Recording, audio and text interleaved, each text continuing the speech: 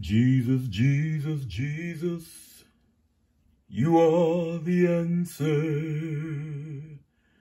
Jesus, Jesus, Jesus, you are the answer. Jesus, Jesus, Jesus, you are the answer. You are the answer for the world today. Hello out there in the community, and welcome again to Porch Puppy Comics, where if you can't run with the big dogs, stay on the porch. I'm KJ with you this morning. Again, we yet thank the Lord for blessing us to see another day that we've never seen before. This is a new day. The Bible said his mercies are new every morning. New mercies, new possibilities. One more day, community, to get it right. If you're not right with the Lord, this is one more day to get it right. And we thank you for tuning in. Today, I'm going to try to be quick about this. I know the videos have been running a little long, but today, we wished everyone a happy Memorial Day, and our hearts and our prayers goes out for those that lost loved ones in the military, both male and female, that are yet serving. And we still yet pushed and let the people know that too, that even though we give and pay homage to those that fought in the wars and helped fight for our freedom, that we yet thank the Lord for having a Savior who yet died on Calvary's cross for us to afford us the liberties that we now have. And we yet thank the Lord for that. So you shouldn't let a day go by without praising his holy name. So we thank the Lord today. And this is episode 22. Supposed to have been Long Haul Mondays, but we was out of the loop for a little while. Went to a graduation in York, Pennsylvania for our niece. And so this is Long Haul Monday, but on a Tuesday, episode 22. And so we're going to start out with a couple of books I'm glad to have picked up. Wish I had had the finances to pick up all of them, but let's start with this one. This is a British, I guess you would call this a British comic. It's the superheroes. We've had some of them down through the years. I was actually looking for Captain Britain, and they didn't have any Captain Britons. You can see the 8-pound up there. But this book here, you know, it's all black and white interior. The covers, they're just reprinted books of things that they had, you know, books that had already come out. I thought it was kind of odd, you know, they had the old X-Men and a Silver Surfer, you know, doing battle with the Fantastic Four. But then right there in the corner here, you have another superhero of mine, which I like, in Doc Savage. And it was kind of funny. But these books are something else, you know. This is number 24, and it says week ending August, I believe that's the 16th, 1976. And it's got some spine ticks, you know, the white on it, it could stand a cleaning. But y'all know how the Porch Puppy is. But I just figured I liked that particular book. I liked the cover. I wish I could have got them all that he had. But as I got through looking, I found a bunch of books he had. He had one box just labeled International. So as I went through looking through those, and I found some, as I was telling a friend of mine earlier, I found some that was from the 1950s, from Italy, from Britain, you know, in different places, of characters that I've never even seen before, you know. And of course, you know, when you get these, but with the exception of the British books, when you get these books, you know, they're going to be in the language to which they was printed. This next one I'm really proud of, because I've been looking for this particular book, and I haven't found the price point. You know, Porch Puppy now, he got a price point he's looking for. But this particular book right here, this particular book is Das Monster von Frankenstein. And, of course, we know, those of you that take up German and know German, you know, it says The Monster of Frankenstein. And this particular book is page for page, just like it was when the book came out here in the U.S. It's Mike Plugart. But the only difference is with this particular book is that it has a 2 or 3 Atlas short horror stories in the back of it, which I don't think they were in the original run of this book. This book originally in the U.S. ran 18 issues. And when it ran 18 issues, it just stopped abruptly. Frankenstein, or the monster Frankenstein, he ran, into several other books. There was some kind of beef, if I remember correctly. I was reading up on it in Wikipedia. They had some kind of beef where they didn't really want to bring him into the 20th century. Of course, he's done fought Spider-Man, done teamed up with Spider-Man. He's fought the Avengers, down the road and different things. And the thing that drew me to this character more than anything else was Mike Plug's art. He done, I think, the first 5 issues, and he was in such demand, they was bouncing him all over the place. But as I said, this book here, the company that done it was a gentleman named Williams Verlag, and was a German license holder for the reprinting of Marvel Comics.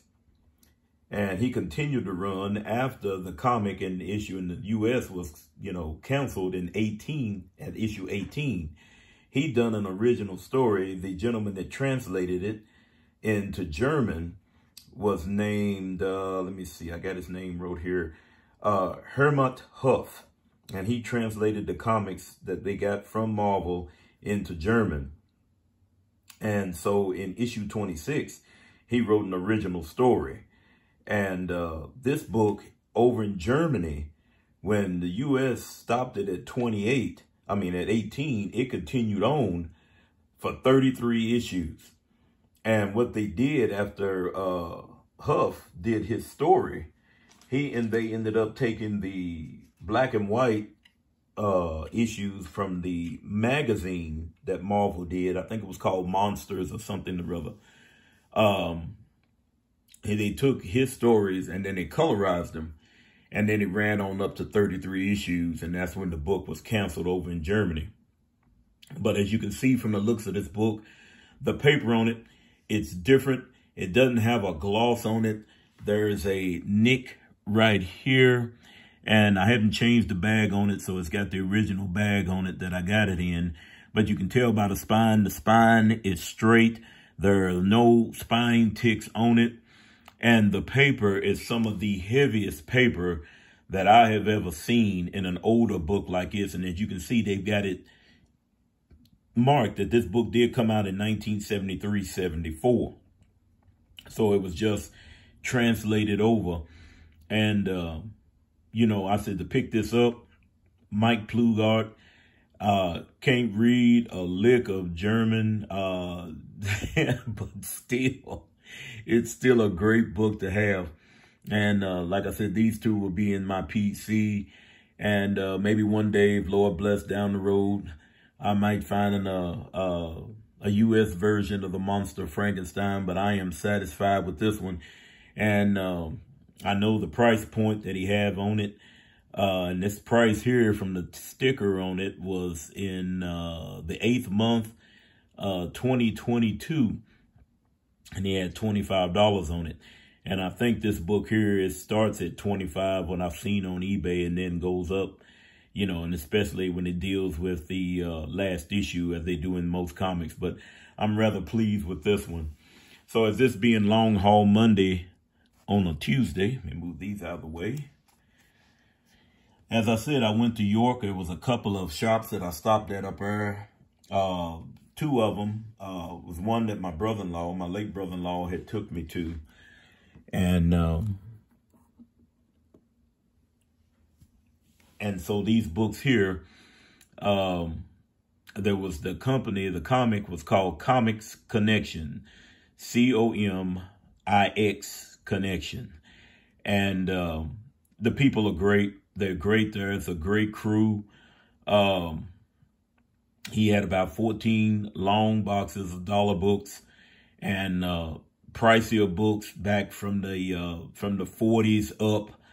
I mean, great selection. If you're ever in York, Pennsylvania, stop in and see these folks. I mean, they are great people. They work with you. And I mean, it's great. I mean, that's the place I wouldn't mind stopping anytime I go up there, you know, with our family members that's up there. But it's real nice.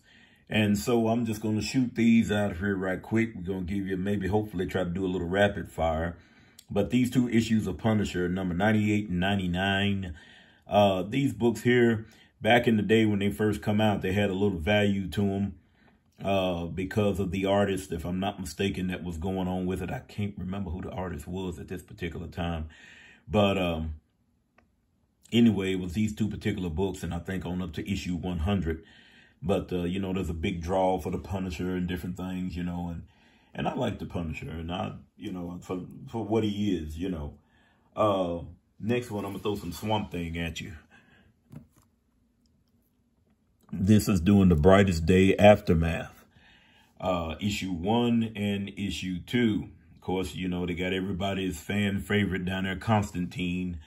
I think this was the dealing up, maybe the first startup of the Justice League Dark when he was dealing with it, because there's Zatanna on the other side. Of course, you know, Superman and Batman. But I just happened to see these, and I mean, the books are in beautiful shape. Corners on them are real nice. And let me see what else we got here. We got some more rolling at you, y'all. These are New 52s. We have New 52 Zero Swamp Thing and New 52 number 25. Now, I'm not a big Swamp Thing collector. I did have the first, well, I guess you would say the first 20-something issues of Swamp Thing back from the 70s. Before Swamp Thing became pardon the pun, y'all, before he became a thing. And I never did have his first appearance. I had his second appearance in the first issue. But was beautiful books. And like I said, we're not going to rehash and go over the same thing over and over and over. You know what happened. I traded them. Got some great trade out of them, though, y'all. The next book's showing up is the last issue of New 52 Swamp Thing. Let me do it this way. This is issue 40. And that's what issue 40 looks like. I like that. It says Season's End with all these different variations of Swamp Thing on there, and I thought it was a cool cover. And you know me, I'm an art guy, so this looked like it. The way the book was done, I thought it was cool. You know, so the next books I picked up was Godzilla, Monster and Protectors, All Hail the King, number 2 and 3. I think I may have a number 1, but I'm not for sure. But I'm on the lookout for one if I can. You know, Godzilla books dry up real quick. You know, when it's still out there with the movie and everything that's going on, and the Godzilla Kong, and just Godzilla's just a good character all the way around. You know, back in my day when he used to be a guy running around in a rubber suit. You know, that's what. You know, that's what we was digging at the day. Hold on, let me adjust this a little bit, y'all. Just a little. Okay. I think we got it. We shall see. Okay. All right. The next books we have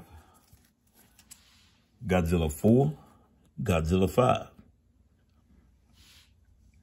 You know, I like this ready, set, fight down here, like from an old video game from the issue 5. And, you know, I think it's kind of funny.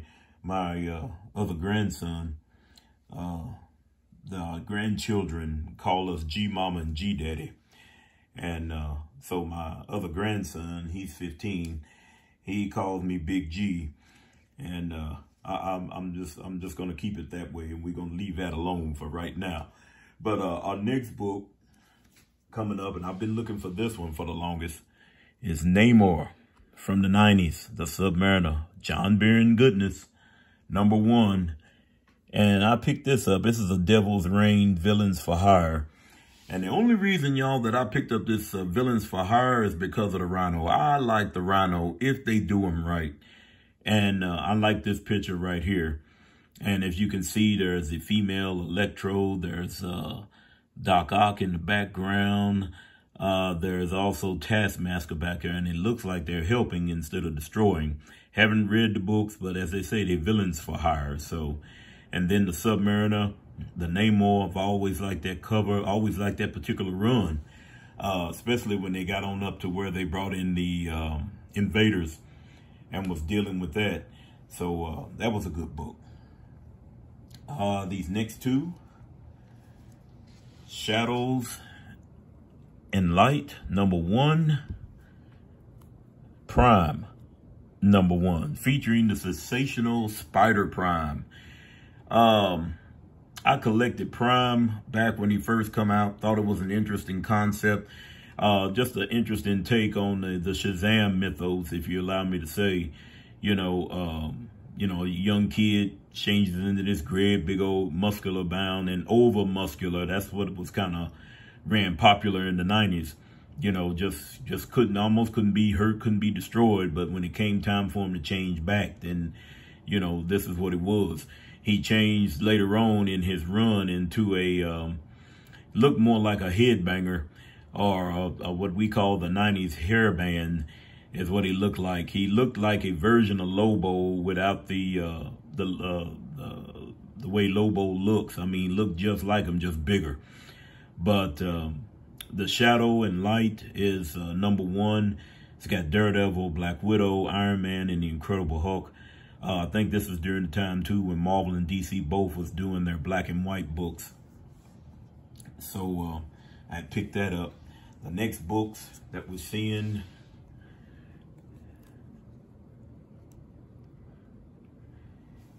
is in the Blaze Comics, The Sumerian. Another take on, they couldn't call him Conan, so they call him the Sumerian. And I like this Beta Ray Bill Amish cover that they did on this issue 2. I never known that they had it. I'm sure they did, but I've never seen any. And I guess it's just like my my buddy brother Mikey always saying, you know, geographical area. You know, we talk about that quite often. You know, you can find stuff, you know, elsewhere, like in Philadelphia, you know, Pennsylvania, and different places, you know, the bigger cities that you really can't find in Kentucky.